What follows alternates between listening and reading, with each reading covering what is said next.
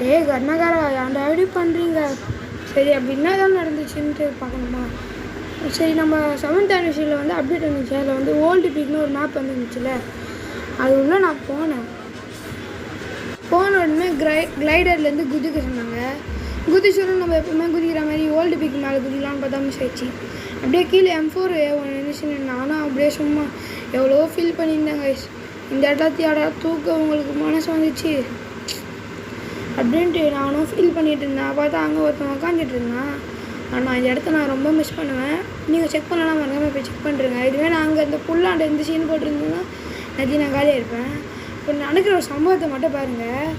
நான் பாட்டு இந்த வீட்டுக்கு வந்தேன்னா ஐயோ லேண்ட் பண்ணி வச்சுக்க போகிறேன்னு நான் ஸ்டச்சு வச்சு ஓடினேன். அவன் டிமிட்ரி போட்டான். நான் க்ளூ வால் போட்டோன்னே என்னை எப்படி வச்சான் தாங்க தெரில. அப்படியே கைனாக்காரங்களா ஏன்டா எப்படி பண்ணுறீங்க அப்படின்னு நான் கேட்டாட்டே இது ஃபஸ்ட்டு ஃப்ரீ ஃபயரே இல்லைடா, இது பக் ஃபயர்றான்ட்டானுங்க.